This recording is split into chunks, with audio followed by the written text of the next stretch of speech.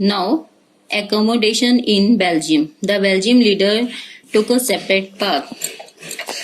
They admitted the presence of local differences and cultural diversity between 1970 and 1993. They introduced changes in their constitution 4 times so as to work out a system that would facilitate everyone to live together within the same country. The system they work out in a varied from any other country and is very creative. Few of elements of the Belgium models are.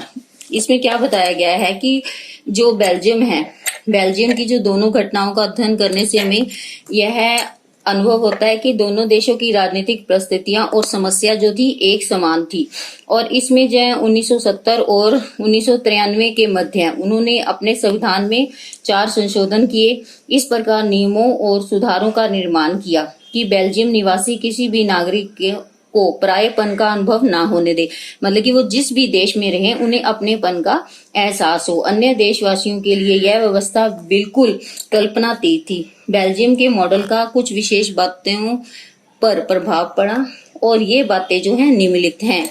Now constitution dictate that in the central government the number of Dutch and French speaking ministers shall be equal. Some special law need the support of great number of members from each linguistic groups, so no individual community can make decision separately. इसमें क्या बताया गया है कि संविधान में इस बात का जो है स्पष्ट प्रावधान है कि केंद्रीय सरकार में डच भाषी मंत्रियों की संख्या जो है समान होगी, यानी कि जो डच भाषा बोलते हैं उनकी संख्या एक समान होगी। दोनों भाषाई समूह के प्रतिनिधि बहुमत को अपने पक्ष में कर कुछ विशेष कानूनों का निर्माण करेंगे जो दोनों पक्षों के लिए हितकर होगा, यानी सभी को एक समान दृष्टि से रखा जाएगा।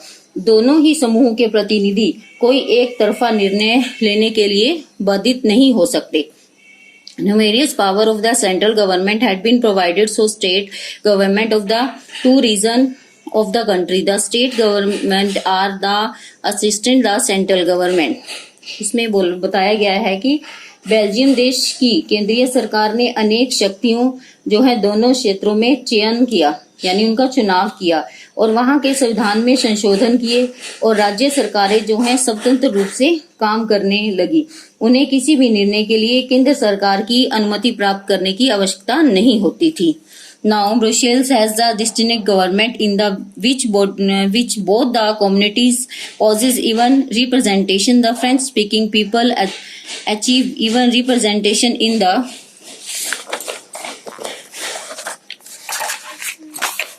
Brussels as the Dutch-speaking community has achieved even representation in the central government.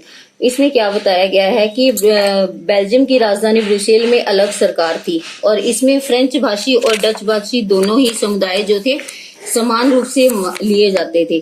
French भाषी बहुसंख्यक समुदाय के अंतर्गत आते। बहुसंख्यक का मतलब है जिनकी संख्या बहुत ज्यादा होती थी, किंतु उसके बाद जो उदारवादी और समानतावादी दृष्टिकोण को अपनाते थे उनमें डच भाषी लोगों को सत्ता में समानता का अधिकार था। Now there is a third kind of government apart from the central and the state government. This community government is chosen by the government who belong to the language community Dutch, French and German speaking. Dutch, French and German speaking no matter where they live. This government is having power related to. You might observe the Belgian model, very complex, even for the people living in Belgium. Indeed, it is very complicated, but so far this system have worked accordingly. This help to avoid civic strife between the two major communities, a possible division of the country of linguistic line. When numerous countries of Europe came together to constitute the European Union, Brussels was selected the headquarter. यानी इसमें क्या बताया गया है कि केंद्रीय और प्रांतीय सरकारों के बीच में जो है बेल्जियम एक तृतीय सरकार तृतीय यानी कि तीसरे नंबर की सरकार के रूप में काम करती थी और उसे हम सामुदायिक सरकार भी कह सकते हैं। इस प्रकार सरकार का चुनाव जो है समान भाषी लोग करते थे। बेल्जियम में डच, फ्रेंच, जर्मन बोलने वाले लोग चाहे वह किसी भी क्षेत्र के हो, वो सामुदायिक सरकार का जो है चयन कर सकते थे और इसलिए इस प्रकार की तीसरी चुनी हुई सरकार में संस्कृति, शिक्षा, कला, भाषा इत्यादि पर स्वतंत्र रूप से उन्हें निर्णय लेने का भी अधिकार था। आगे है, इसमें देखो कि बेल्जियम का मॉडल वास्तव में एक जटिल व्यवस्था थी। स्वयं बेल्जियम के निवासी भी जटिलता को स्वीकार करते थे, किंतु यह व्यवस्था वहां के नागरिकों के लिए अत्यंत सफल व्यवस्था थी। इससे देश में संभावित गृह युद्ध की आशंकाओं पर उन्हें विभाजित कर दिया गया और इस तरह से इस सफल मॉडल को आदर्श मानते हुए अनेक यूरोपीय देशों के साथ मिलकर यूरोपीय संघ बनाने का निर्णय किया और बेल्जियम की राजधानी ब्रुसेल को उसका मुख्यालय चुना गया। यानी इसमें क्या था, इसमें ये माना गया था कि जिस भाषा को सबसे अधिक लोग बोलते हैं उसी भाषा को जो है राष्ट्रभाषा का दर्जा दिया जाता था। From two story of Belgium, Sri Lanka, what do you learn? Both are democracy. Yes, they face the question of power sharing usually. In Belgium, the leader have concluded that the harmony of the country is possible only by the respecting the feeling and interest of various community and areas. Such a perception led to in commonly acceptable system of the sharing power.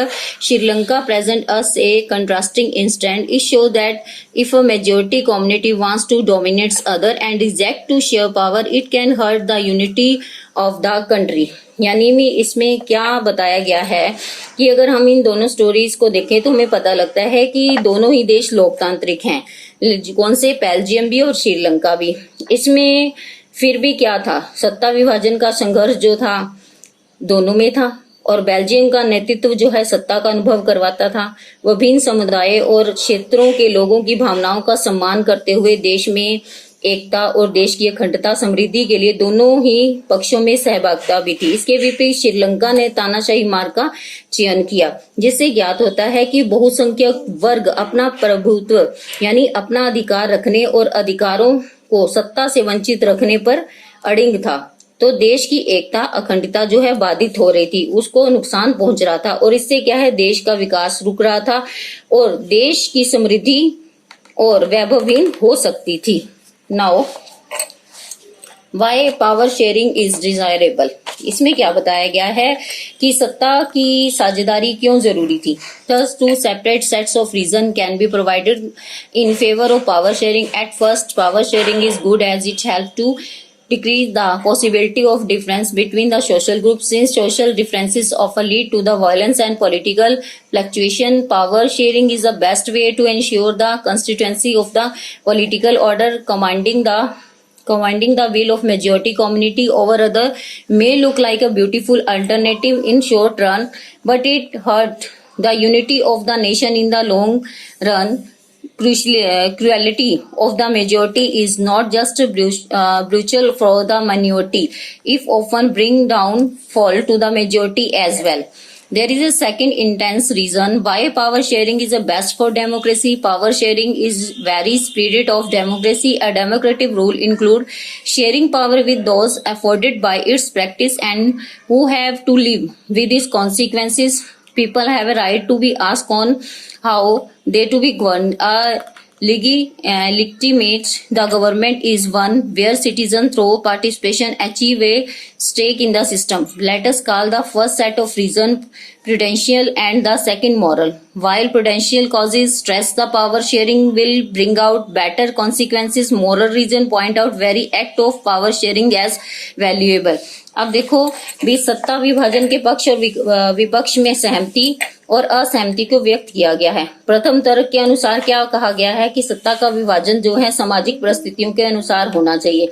इससे जो है सामाजिक समूह में टकराव की आशंका कम होती है, क्योंकि इस प्रकार सामाजिक और वैचारिक जो है मतभेद दोनों ही जो आंदोलन का रूप ले सकते हैं, ये हिंसक भी हो सकते हैं, जिससे राजनीतिक अस्थिरता की स्थितियां उत्पन्न हो जाती हैं।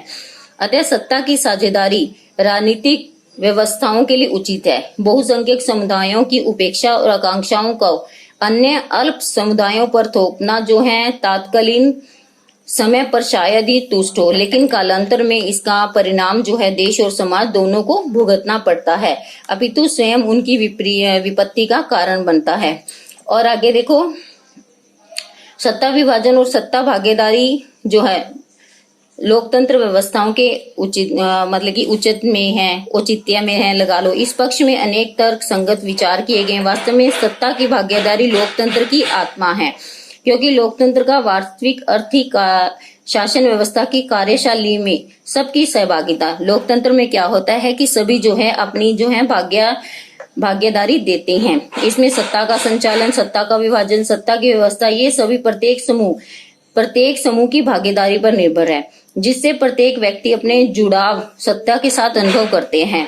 और प्रस्तुत तर्कों को हम युक्तिपरक और नैतिक तर्क से कह सकते हैं कि युक्तिपरक तर्क लाभकर परिणामों पर जोर देते हैं। जैसे प्रूडेंशियल हमने पढ़ा, इसको बोलते हैं युक्तिपरक। इसमें जो परिणाम हमारे लाभदायक हैं उनके ऊपर ज्यादा जोर दिया जाता है।